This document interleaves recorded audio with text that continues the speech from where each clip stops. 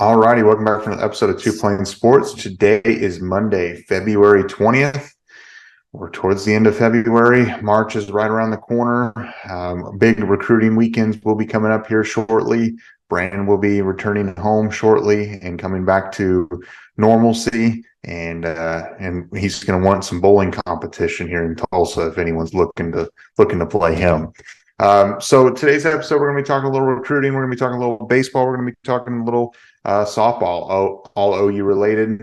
Couple different sports. Unfortunately, dropped a few games this weekend, and then some good recruiting updates. So let's jump into it. The first kid that we're going to talk about as far as recruiting is Zion Kearney, a 6'3", 195-pound wide receiver from Missouri City, Texas, 2024 4-star. He's a top 10 wide receiver in the class.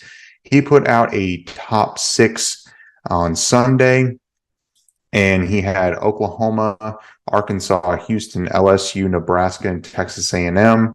As far as his stats go, he's put together some solid years as a sophomore or a junior and a sophomore. Totaled 54 catches for a little over 1,000 yards and 10 touchdowns. So a pretty solid season. A couple seasons, really kind of came on this year. I mean, at 6'3", nearly 200 pounds, that's the frame that you like. Jose, what do you think about Zion? And we've talked about him a little bit, but he seems to be, at least Oklahoma's in the running for him, and he seems to be liking Oklahoma. Yeah, it seems like Oklahoma's in the right place for him. And I think the last time we talked about it, I mentioned it. This goes to show the impact that Emmett Jones is having in making Oklahoma a place for wide receivers to be again. I think it kind of went off a little bit because of the situation with Kale, with LD Washington not being ever named the permanent head coach throughout the season.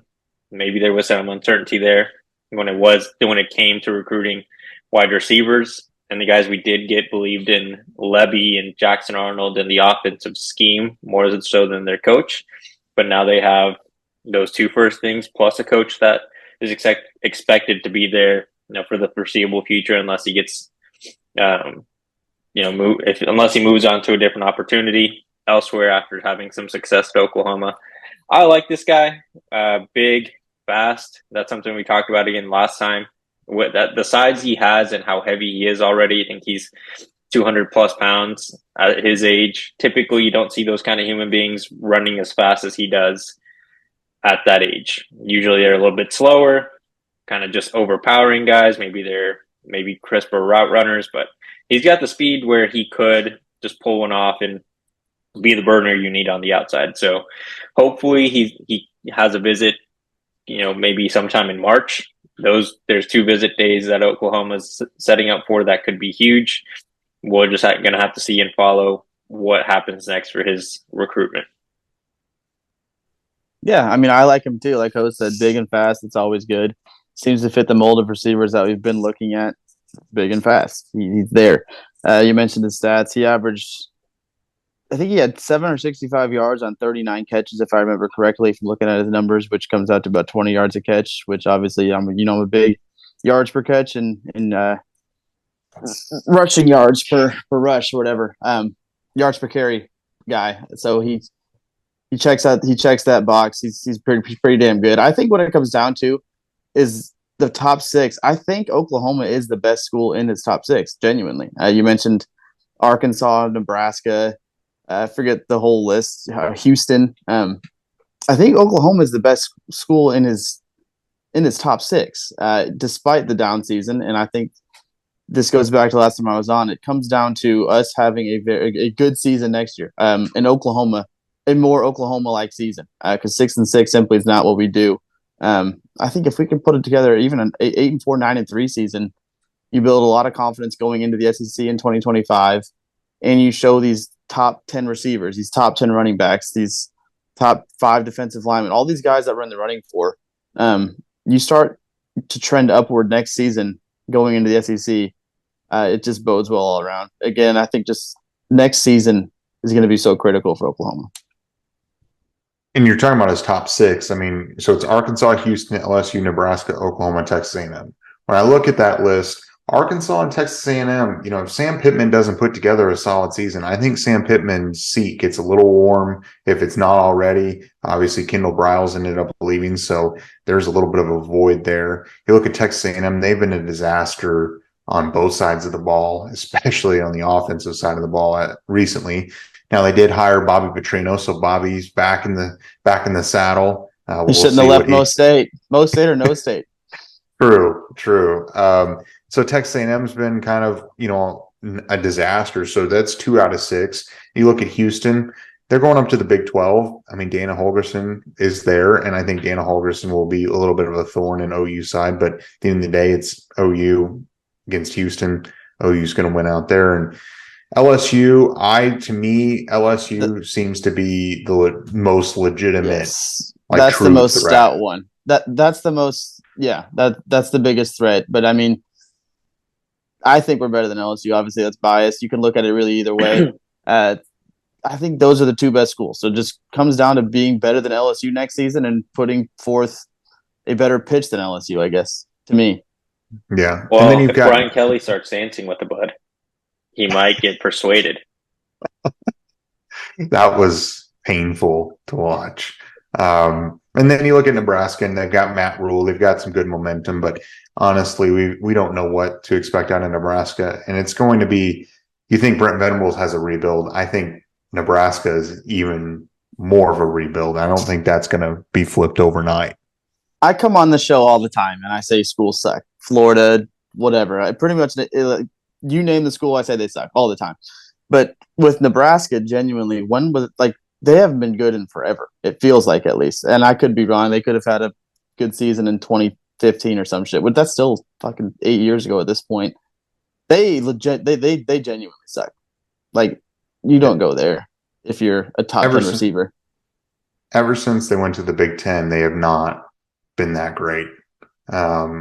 But anyway, so I don't know. I feel good. I think Oklahoma's recruiting him well, and hopefully, like Jose said, he shows up on campus one weekend or maybe both weekends in March and continue that momentum. So Emmett Jones, hopefully he gets his first big time recruit sometime this spring or summer. Moving on to another guy's Michael Patterson McDonald out of Oklahoma City. He plays for Westmore High School. 5'11", 175-pound safety.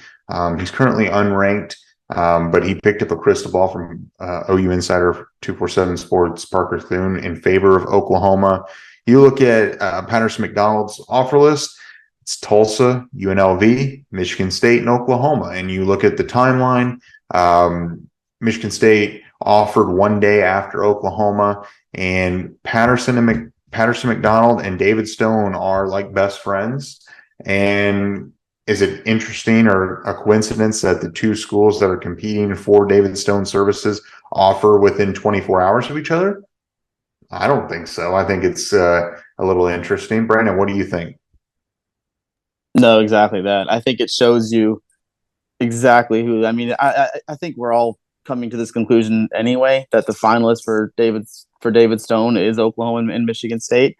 I think this just solidifies it and really shows you that this is not a kid that you think typically Oklahoma would recruit. When you look at his offer list, his only 2 big schools are Michigan State and Oklahoma. They're offering him pretty much because they want to get David Stone. He put up good numbers. He has 108 tackles, like 3 interceptions, 8 pass breakups.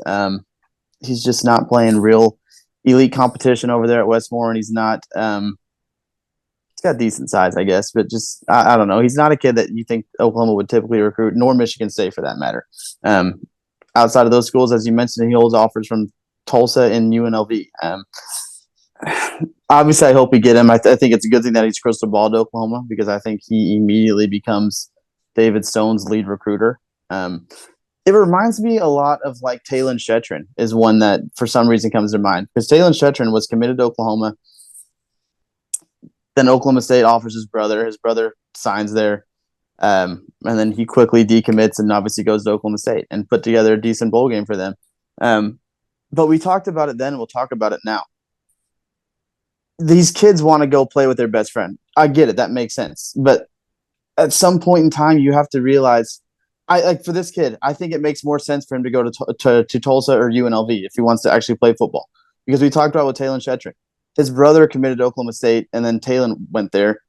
His brother's never going to see the field at OSU. He was like a bench riding tight end in high school, essentially. And that, no disrespect. Obviously, he's way better than I am at football, but it doesn't make sense for them personally. I think for us as fans, obviously, yeah, let's land him, have him become David Stone's lead recruiter. But I bet you he transfers out within 2 years. I agree. I think with the transfer portal, though, starting at the highest level, giving it an opportunity, and then transferring downwards might be the idea for some of these players. His size definitely is probably the biggest thing that's preventing him from being a higher ranked recruiter or higher ranked recruit, or even just someone that was being recruited a little bit more heavily. And he's listed as 5'11", and I know he's a safety, but for what Oklahoma is looking for at the DB positions, they're looking for a lot taller, longer guys.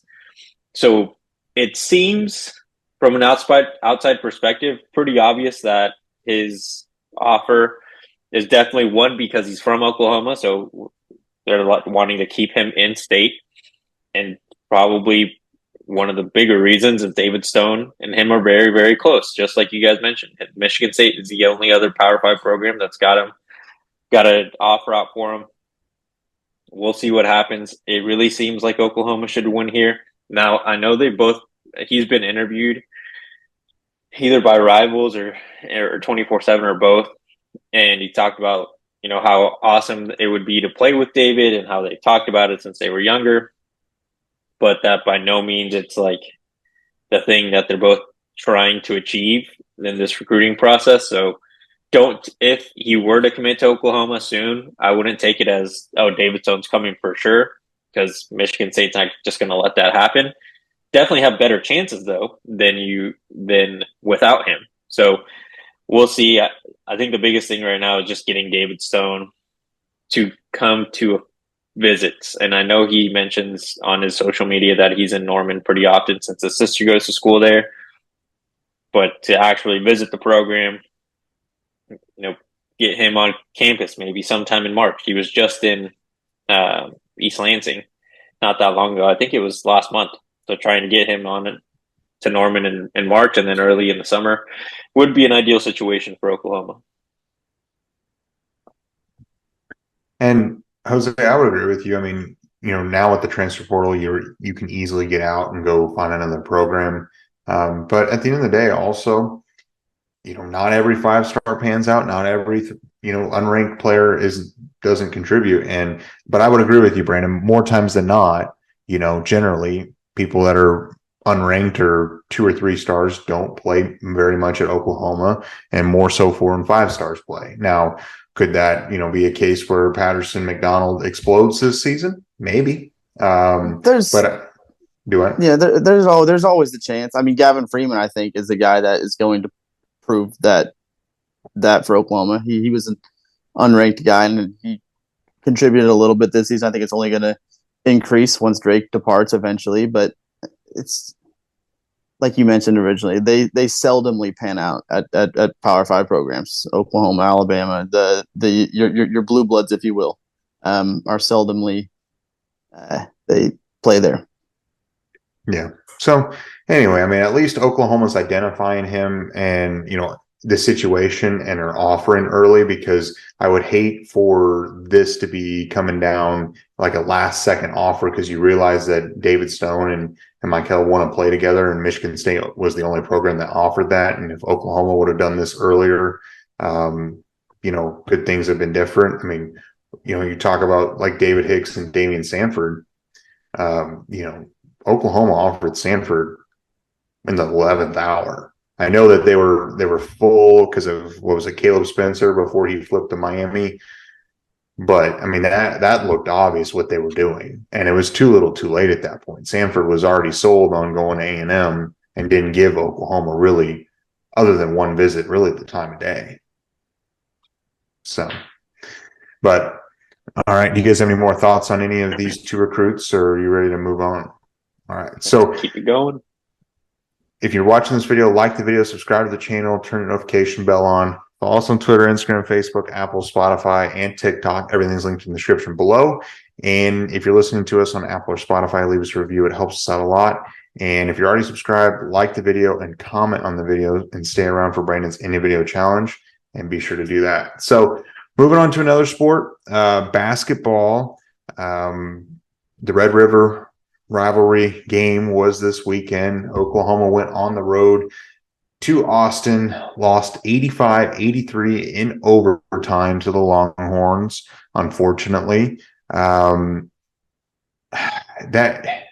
was watching that game when Oklahoma went up 7, and it was about 6 minutes left in the game. I sat there and I thought, this is about the time where Oklahoma normally loses their mind and they forget how to play basketball.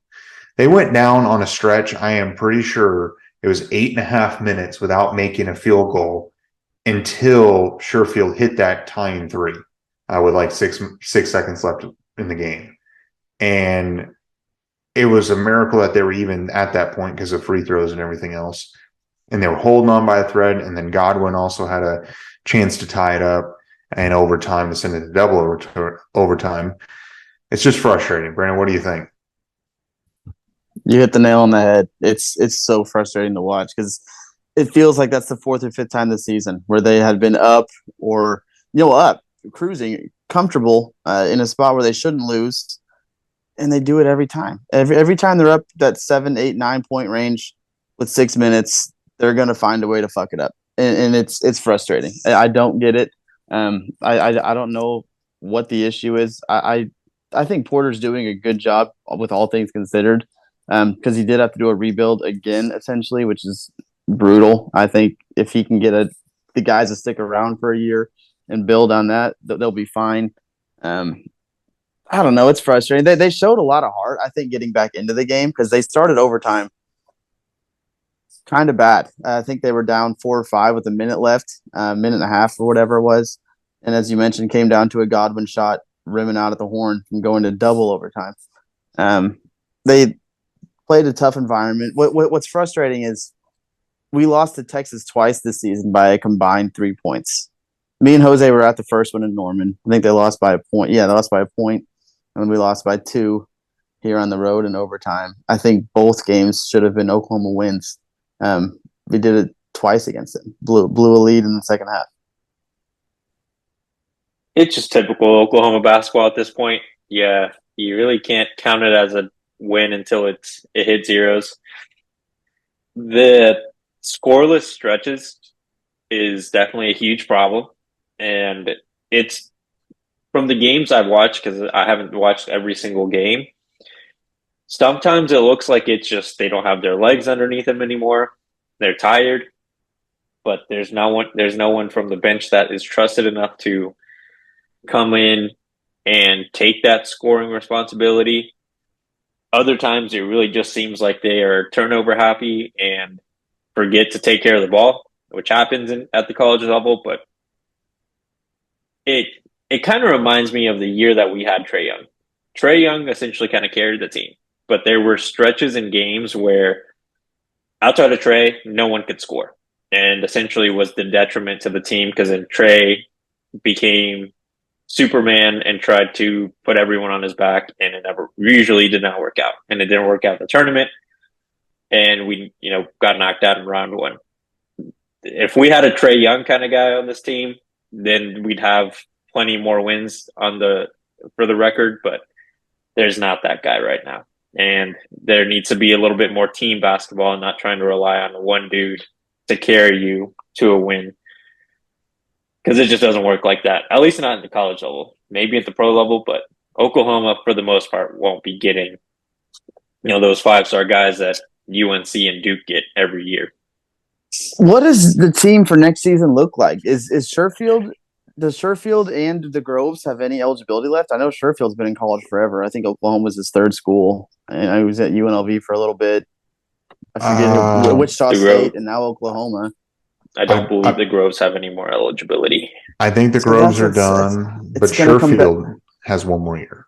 Okay, so if Sherfield stays, then you can build around that. But like this, it's going to be almost essentially another rebuild because the Groves brothers are, the core of this team pretty much. It sucks. It sucks for Porter. Although, like we talked about, it will get easier once we go to the SEC. That is a plus for Oklahoma basketball. It would. I mean, I think what you build around is like Milos Uzan, Ortega, CJ Noland, those guys. Bijan Cortez sometimes is so frustrating to me. There's some boneheaded mistakes. I mean, I like Bijan, but man, sometimes. But then, I was looking at their He's schedule. got cool tats and great hair. He does. But so Oklahoma right now is 13-14, and I was looking through their schedule, and I've watched, I would say, over half of these games. I haven't caught all of them, but 7 of their 14 losses are by 4 points or less. And I want people to also think about this is the best conference in college basketball. Now, not every loss that they had was within conference. I mean, they dropped to Sam Houston by a point, Villanova by 4. So 2 games that are out of conference, two of those 7. But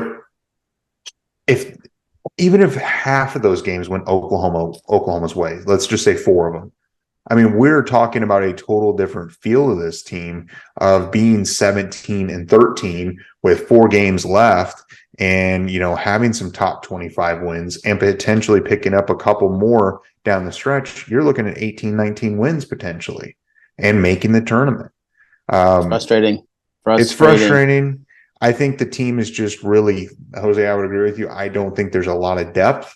I think Porter needs another year of with the portal, with another year of recruiting.